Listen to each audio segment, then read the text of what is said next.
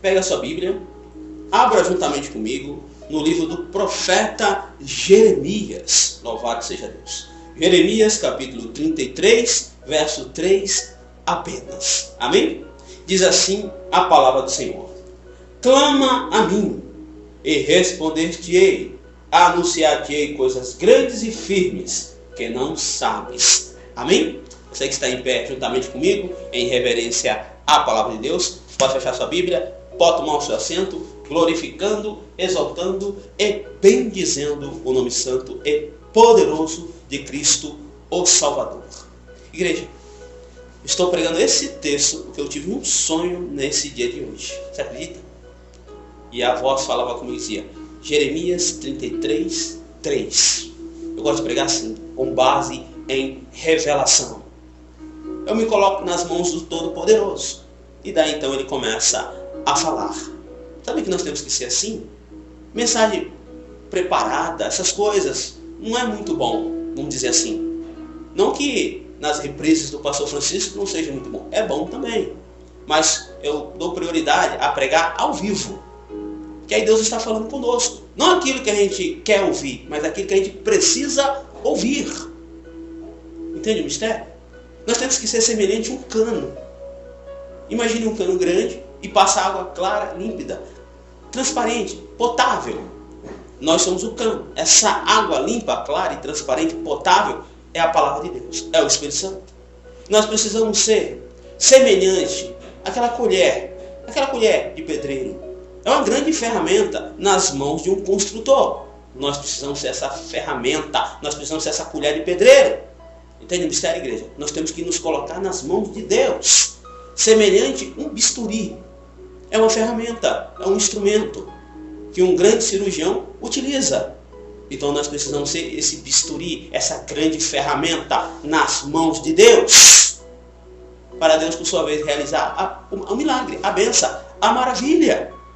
Como Deus quer pessoas de propósito. Deus quer pessoas que querem aliança com Ele. Deus quer pessoas que tenham projeto com Ele. Deus quer pessoas desse tipo. Pessoas que não são covardes, pessoas que não são tímidos. A Bíblia diz que os tímidos não herdarão o reino dos céus. Então também a Bíblia relata que os homossexuais, as lésbicas, feiticeiros, bruxos, como a Bíblia diz que os afeminados, há uma relação de itens que nos faz, escrito na palavra, que os tais não herdarão o reino dos céus. Por que é bom nós saber disso agora e aqui? Porque você tem tempo de mudar, você tem tempo de se converter. Essas verdades você não escuta por aí, porque não falam mais. Hoje tem igreja de todo tipo, querido ouvinte da palavra. Tem igreja para quem quer se tornar rico. Tem igreja para quem quer tomar um negócio, uma quente, vamos dizer assim. Tem igreja para quem quer adorar todo tipo de imagem. Tem igreja de todo tipo. Só que não tem base nenhuma nas Escrituras. Não tem respaldo nenhum na palavra de Deus. Perceba, são caminhos paralelos. São bifurcações que supostamente levam até Deus. Só que não tem base nenhuma nas Escrituras. Não tem firmamento nenhum na palavra de Deus. Você lembra o que se faz escrito na Bíblia? Se alguém trouxesse um outro tipo de evangelho, se até mesmo descesse um anjo do céu e anunciasse para nós um outro evangelho, nós temos que dizer anátema. A palavra anátema significa amaldiçoado. Nós já temos o firme fundamento. Nós já temos o livro que nos leva para o céu, que é a Bíblia, que é a palavra, a Escritura. Caia fora desses laços, dessas coisas que não condiz com a Bíblia. Por que eu estou dizendo isso? Quando você erguer um clamor, quando você destinar sua voz a Deus, você alcance o alto e sublime trono do Todo-Poderoso. Como que Deus vai se fazer? Como que Deus vai estar em caminhos paralelos? Como que Deus vai estar em bifurcações, em outros lugares, sendo que Ele é um Deus de exigências? Ele tem as suas exigências. Como que eu sirvo a Deus e sirvo ao mundo? Como que eu sirvo a Deus e sirvo aos meus próprios desejos, o meu próprio coração? Sendo que diz as Escrituras você vai achar Deus, você vai encontrar Deus, quando você o buscar de todo o seu coração. Como também a Bíblia relata, a Bíblia diz, a alegria do Senhor é a nossa força. Quanto mais você busca Deus, mais Deus se alegra de você. É onde entra a renúncia, negar a si mesmo. Esse profeta que escreveu esse texto tão lindo e tão maravilhoso, o profeta Jeremias, foi levantado por Deus num tempo de grande dificuldade em Israel. Israel estava cocheando em dois pensamentos. Muitos iam após a idolatria, muitos iam após a prostituição. A nação estava dividida. E o rei Nabucodonosor, rei da grande Babilônia, estava conquistando diversas nações. E ameaçou entrar em Israel. Ameaçou dominar toda a nação de Israel. E Deus, levantando o profeta Jeremias, chegou a dizer ao rei da época: olha, rei, assim diz o Senhor. Deus está dizendo para nós nos arrependermos. Deus está dizendo para nós nos convertermos. Deus está dizendo para nós nos voltar para Ele. Porque daí então Ele vai guardar essa cidade. Ele vai proteger a nação de Israel. O país de Israel não será invadido. Deus não vai permitir. Basta nós nos voltarmos para Deus. Sair fora de tudo isso que desagrada a Deus. E Deus vai guardar essa cidade, esse país, essa nação. O rei, muito cego, não deu ouvidos ao profeta. Não, Nabucodonosor não vai entrar aqui não. O rei da grande Babilônia não vai entrar aqui não. Eu vou me ajuntar com o Egito. Eu vou buscar aliança com o Egito. E ele não vai entrar aqui não. Perceba, olha a conotação, olha a cegueira espiritual. Quando ele disse que queria aliança, queria se ajuntar com o Egito, é com o mundo. É com aquilo que desagrada a Deus. E nós bem sabemos que o profeta foi muito maltratado. O profeta Jeremias, colocaram ele numa espécie de uma cisterna. Foi colocado dentro de uma gaiola. Maltrataram muito o profeta, teve até quase para morrer dentro de uma fossa. E ele trazendo os juízos de Deus. Ele falando: olha, arrependam-se. Olha, se voltem para Deus. E o profeta foi mal interpretado, foi mal compreendido, não entendiam o que o profeta dizia. E era algo tão fácil, tão simples de digerir, uma criança conseguia entender. Só que a nação de Israel estava cega, em função da incredulidade, em função do pecado da perdição, que cauterizou a mente deles. Perceba, o pecado é como se fosse algo doce. Ilude a pessoa, engana a pessoa. É uma falsa prosperidade, é uma falsa paz. E o profeta Jeremias teve para morrer diversas vezes.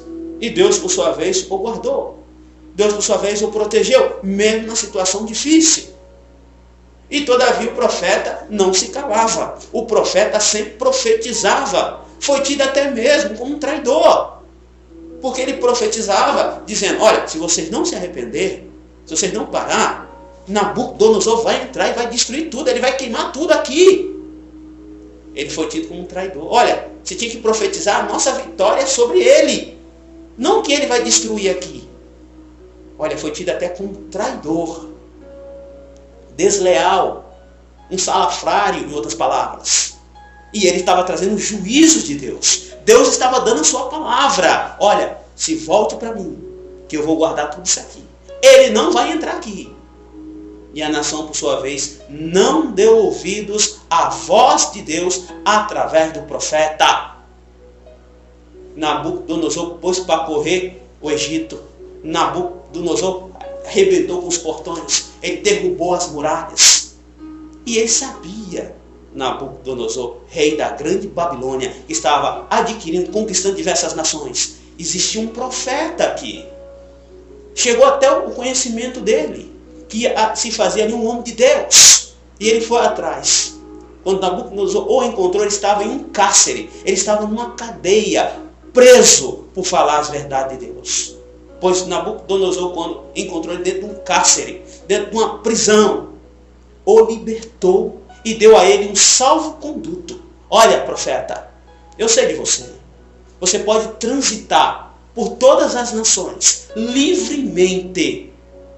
Olha só o que Deus fez ainda através do rei, do grande rei Nabucodonosor. Deu a ele um salvo-conduto. Ande, trafegue por onde você quiser. Ninguém vai parar você. Perceba, alguém de fora reconheceu que ele era um homem de Deus. E a própria nação não o reconheceu. Interessante, né? E Jesus fala isso no Novo Testamento. Jesus diz que profeta de casa não tem honra. E nós bem sabemos o desfecho de tudo isso. Nabucodonosor queimou tudo, destruiu tudo. Pôs fogo, derrubou até o templo. A igreja que se fazia lá em Jerusalém, pôs abaixo o templo, derrubou tudo. Queimou foi tudo. Levou cativo a nação. Pegou o rei e sua família, levou cativo. Quando o rei de Israel se fazia ali, ajoelhado, vendo seus filhos, esposa, o rei Nabucodonosor foi tirando a vida, foi ceifando a vida de cada um dos seus filhos, esposa, foi matando todos eles na frente do rei. Após tirar a vida de toda a sua linhagem, ele viu aquilo. Nabucodonosor, rei da grande Babilônia, pegou uma tocha de fogo e tirou as vistas, deixou o rei de Israel cego, uma tocha de fogo em seus olhos. A única visão que ele teve foi a sua família sendo dizimada diante dos seus olhos. Percebe, igreja? Como a cegueira física se materializou nele. Era espiritual e agora também física.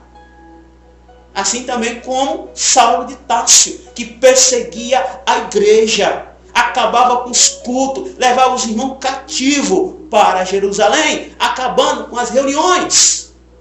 Até o dia que Saulo de Tarso resolveu ir para Damasco, com cartas dadas pelo Sinédrio, pelos principais dos fariseus, dos saduceus, os herodianos, até mesmo o sumo sacerdote estava envolvido nisso. Quando ele estava com aquela pequena comitiva de soldados do templo, se destinando a Damasco, uma grande luz veio do céu, um grande resplendor de luz. Saulo de Tarso, por sua vez, veio cair ao chão. E a voz falava com ele e dizia: Saulo, por que tu me persegues, Saulo? Aí Saulo disse: quem és tu, Senhor? Aí aquela grande voz, naquele resplendor de luz, disse: eu sou a Jesus, a quem tu tanto persegues. Diz as Escrituras que uma cegueira física veio em Saulo de Tarso, como se fossem escamas. Ele não pôde mais enxergar, ele ficou cego, querido ouvinte da palavra de Deus. O interessante de tudo isso é que na vida de Saulo, Deus tinha um propósito. Deus quer aliança com ele. Deus queria com ele um projeto. Ele veio a se converter, ele veio a mudar de vida e se tornou um grande ministro de Cristo. Ele se tornou um embaixador do Evangelho, um missionário. Paulo, ele mudou o seu nome para Paulo. Paulo significa o menor. Igreja, o que eu quero dizer com tudo isso? O meu tempo já está se indo. Muitos, infelizmente, são presos na cegueira.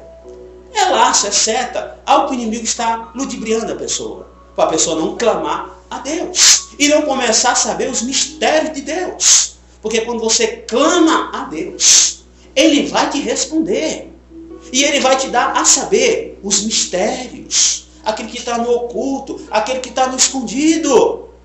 Você sabia que os maiores mistérios, as maiores revelações, Deus revela para quem sabe guardar, para quem se coloca na posição, para quem realmente quer ter um vínculo com Deus, comunhão com Deus. Você pode ver que Jeremias, Deus revelava muito a Jeremias. Deus chegou a dizer a Jeremias: o templo vai ser derrubado, o templo vai ser destruído, mas a próxima vez que ele for edificado, vai ser nos corações, vai ser dentro do ser humano. Nós somos a igreja, nós somos a catedral, nós somos a congregação do Deus vivo.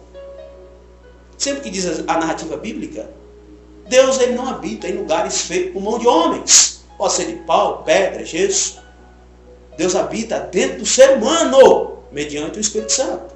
Aí para isso precisa do arrependimento, do temor a Deus, a regeneração, nascermos de novo. Mudança de vida, mudança de hábitos. Precisa mudar a dicção da pessoa. Precisa mudar a índole, o caráter. Aí muitos podem dizer, é impossível.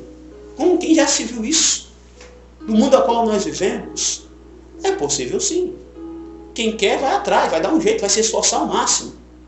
E quem não quer, muito desculpa, isso é um lunático. Isso aí é um doido. E por aí vai. Você acha que chamaram Jeremias do quê? Era disso aí para mais. Igreja, nós não podemos dar ouvidos ao que os outros dizem. A Bíblia diz, a Bíblia fala. A palavra de Deus, para aqueles que não crerem, é loucura. Mas para nós que crê, é o poder de Deus. É o poder de Deus. A Bíblia é um livro de fé. Se eu estivesse aqui sem acreditar, eu não estaria. Porque se eu não crer, eu não estaria. Eu estou aqui porque eu creio na palavra de Deus. E eu propago ela pelos meios de comunicação. E eu bem sei que ela está sendo semeada como se faz agora. E ela não será semeada e não dará fruto. Pelo contrário, ela está sendo semeada, vai para o que lhe apraz e dará o seu retorno. Pois a palavra está sendo semeada. E ela vai dar uns 30 por 1, 60 por 1, 100 por 1. Vai depender da terra, que sou eu e você. O quanto que ela é produtiva. Entende? Porque infelizmente tem pessoas que estão no estado de terra seca. A pessoa está precisando receber muita água, muito Espírito Santo para poder vingar a semente. Aí vai depender do ser humano. Se, por exemplo, eu e você formos terra boa, a terra frutífera, fértil, quando a palavra de Deus vem aos nossos corações, ela encontra repouso. Essa semente, ela vai germinar. Ela vai se tornar uma árvore frondosa, onde ali acontecerá frutos. Arrependimento, santificação. Vai ter os frutos de você acreditar. E o próprio Deus vem e recolhe esses frutos, para que eu e você venha dar mais frutos. Tem pessoas que não é terra receptível mesmo. Tem pessoas que é terra seca, a pessoa não quer. A palavra não frutifica, não nasce nada. Tem. Nós estamos vivendo um tempo, igreja, que o mundo ele está muito dividido. Por causa desse entretenimento que tem aí, distrações. A pessoa tem que trabalhar quase que domingo a domingo. Sobra pouco tempo para buscar as coisas de Deus. Sendo que a Bíblia nos ensina a priorizar o céu. A priorizar as coisas que são eternas, que são vindouras. E quando nós estivermos aqui na terra, temos que ir atrás dos nossos objetivos. Trabalhar, família, isso e aquilo. Sim. Mas não se preocupe a mais pelas coisas do mundo. Vá atrás dos seus objetivos. Mas sempre priorize o céu, as coisas de Deus. Quando a nossa alma se desprender da matéria, se você não tiver nada com Deus, como que vai ser? Você lembra de uma parábola que diz assim, que um certo homem, ele tinha muitas posses, muitos hectares, era fazendeiro. Os seus celeiros estavam cheios de cereais, de alimentos, e ele todo ano se preocupava em adquirir mais. Mais terras, mais colheitas, ele se preocupava em encher cada vez mais os seus armazéns. Aí um dia foram reclamar a alma dele diante de Deus. Aí a Bíblia chamou ele de louco, porque ele foi pobre para com Deus. Ele se preocupou com as coisas da terra, em ter muito. Só que diante de Deus ele não produziu nada. Ele não fez nada diante de Deus. A Bíblia chamou ele de pobre para com Deus. E Deus, por sua vez, o reprovou. Porque que adianta você ter tudo nessa terra? Você vai se alegrar por um período de tempo. Mas se você não tiver nada para com Deus, no dia que você partir, como vai ser para você? Entende, igreja? Então foi por isso que Jesus disse, mas buscai primeiro o reino dos céus e a sua justiça, e as demais coisas vos serão acrescentadas. Como também Jesus chegou a dizer, amar a Deus acima de todas as coisas, com toda a tua força, com todo o teu entendimento, e amar o próximo como a ti mesmo, porque assim se faz toda a Escritura, Velho e Novo Testamento. Jesus ele sintetizou toda a palavra e já introduziu a graça. Ele ensinou isso aos pedagogos, aos magistrados, aos top da época. Os saduceus, os fariseus, herodianos, os escribas, era a elite da época, eram os acadêmicos da época. Aí se cumpre também o que diz a palavra do Senhor. Deus, igreja, ele dá aula para a sabedoria. Ali se fazia sabedoria, era o conhecimento da época. Eram os magistrados. Então nós podemos ver que Jesus ele quer essa proximidade com o ser humano. Só que toda vez que tiver pecado, tiver perdição, ele vai começar a se afastar do ser humano. Porque ele não tem ajuntamento com aquilo que o desagrada. O meu tempo está assim. Eu costumo pregar também acerca do uso correto das vestes. Costumo também ensinar acerca da limpeza do interior. Tudo isso, igreja, nos aproxima do Senhor. Quando nós queremos esse compromisso, queremos essa proximidade com Deus, nós temos que nos desapegar das vestes mundanas. Você que é homem, não use o short, não fique sem camisa, não use camiseta regata, use a calça, use a camiseta manga longa, cabelo bem cortado, barba feita. A mulher de Deus, por exemplo, não usa o short, usa a saia, o vestido para baixo do joelho. Seja jardim fechado para Deus. Casada ou solteira, não mostre parte do seu corpo para outro homem, mostre para o seu esposo, para o seu marido. Igreja, isso é a identidade de um cristão, que está sendo removida, está sendo diluída do nosso meio. Não estou generalizando, mas isso já se faz. Muitos não estão mais nem aí para como deve se vestir, não estão nem aí para o seu interior, carregar raiva, ódio, vingança. Tudo isso cria bloqueios, barreiras no mundo espiritual. Digo isso porque quando você for fazer um clamor a Deus, quando você for fazer uma oração destinada a Deus, se você tiver com alguns embaraços aqui na terra, isso pode atrapalhar sim. Quando você clamar a Deus, se você estiver certinho com o Senhor, vamos dizer, certinho, estiver no prumo com Deus, quando você clamar, Ele vai te responder. E vai te fazer saber coisas grandes, firmes, que tu não sabes. Então, primeiro, vamos nos limpar.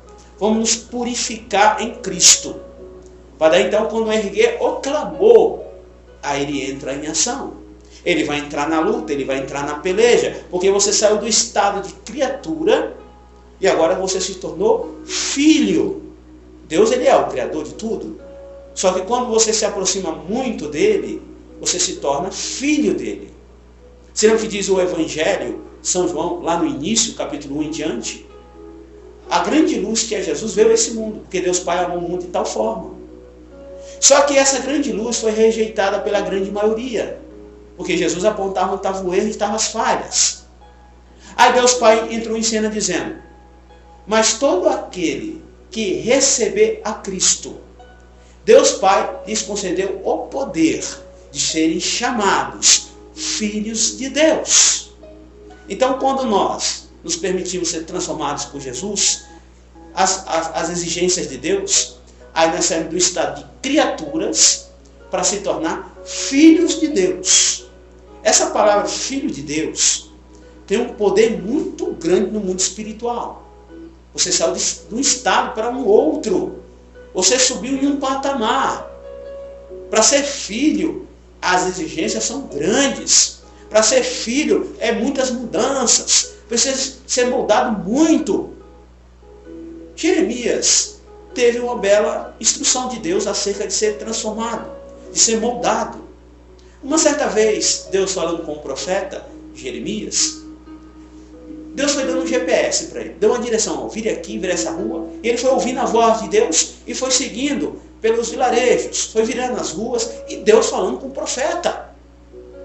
Aí ele chegou a um certo estabelecimento. Aí Deus falou para ele assim: o que tu vês? Aí Jeremias estava vendo um homem trabalhando. Havia uma roda que rodava e em cima havia um barro. E o homem ia moldando o barro, fazendo os vasos. E quando o vaso não estava bom, rachado, empenado, torto, esse oleiro vinha e amassava o barro. E em seguida fazia um vaso, nessa roda que ficava girando, um outro vaso bonito, perfeito. Aí Jeremias testificou para Deus o que ele via. Aí Deus disse para o profeta Jeremias: assim sois vós, nas minhas mãos. Olha que interessante. Deus ele vai moldando a gente. Ele vai tirando os carrapichos. Ele vai tirando as rapinas, os comichões. Ele vai tirando as impurezas. Assim também como o ouro. Você percebeu? Quando ele é extraído da natureza, uma pepita, ele vem com contaminações, ele vem com sujeiras. Aí quando ele começa a ser industrializado, ele passa pelo fogo. Ele vai adquirindo brilho, ele vai adquirindo quilates, as impurezas vão saindo. Ele está sendo moldado, ele está sendo transformado, tirando aquilo que não tem valor. E quanto mais ele passa pelo fogo, quanto mais ele passa pelas situações, ele vai adquirindo cada vez mais valor. Assim sou eu e você. Assim também como aquela pedra preciosa, o diamante. Quando é extraído da natureza, ela vem com algumas impurezas. Ela precisa ser lapidada, ela precisa ser moldada, tirada as rebarbas. E conforme vai sendo moldada, conforme vai sendo transformada, vai adquirindo cada vez mais valor, cada vez mais valor. Assim também sou eu e você, para chegar no estado de filho de Deus. Há uns benefícios, há um auxílio muito grande para aquele que se torna filho de Deus. Igreja, meu tempo já se foi. Quero agora fazer a segunda oração. Amém? Palavra muito boa, né, igreja? Tremenda a parte do Senhor. Vamos orar? Eterno Deus, eterno Pai, Deus das mais infinitas misericórdias, Pai, nos cobre com o teu sangue, Senhor. Vou agora levando saúde para esse ouvinte da tua palavra. Pai, nesta hora, neste momento, vai repreendendo a fúria do inimigo das nossas almas. Pai, vai abrindo portas de emprego. Vai ajudando esse microempresário, esse comerciante. A sua empresa não vai quebrar. Deus vai te dar estratégia. Louvado seja Deus. Pai, vai agora quebrando obras malignas, obras diabólicas. Vai desfazendo o mal na vida desta pessoa. Restaura a vida sentimental, conjugal e familiar. Em nome de Cristo Jesus, o nosso Senhor. Todo o mal, Pai, que restou, que sobrou, em nome de Jesus, saia em nome de Cristo, o nosso Senhor. Assim agradeço a Deus Pai, a Deus Filho e ao Divino Espírito Santo. Amém. Compartilhe esses vídeos, compartilhe essas orações. Deus vai lhe recompensar, querido ouvinte da palavra do Senhor. Pode deixar os pedidos de oração, passo recolhendo pelas plataformas. Quero agradecer você que me acompanha, você está sempre comigo nas lives e também frequenta as reprises do pastor Francisco. Deus tem muito a fazer na sua vida, querido ouvinte da palavra do Senhor. Igreja, pregue com muito amor, pregue com muito carinho e não deixe de trazer as verdades da palavra. Não deixe de trazer os juízos da parte de Deus. Você que já está há muito tempo comigo, você percebe que eu falo as coisas de Deus com muito amor. Não tenho nada pessoal com ninguém, nem contra denominações, nem um credo religioso. Eu fico dentro da Bíblia, eu fico dentro da palavra. O que acontece muito é que nós somos mal interpretados, até mesmo mal vistos, em função daquilo que a gente diz, que é para o nosso próprio bem. Eu tenho que fazer juízo à palavra de Deus. Eu vou ter com Deus depois, todos nós vamos ter. E eu quero chegar com as minhas mãos limpas. Eu quero levar com as minhas mãos cheias de obras bem feitas para Deus. E grande será o nosso galardão em Cristo, o nosso Senhor. Amém? Vou ficando por aqui. A paz do nosso Senhor e Salvador Jesus. Deus possa continuar nos abençoando. Louvado seja Deus. Glórias a Jesus. Amém, querido ouvinte? Deus é bom, hein? Transmissão ao vivo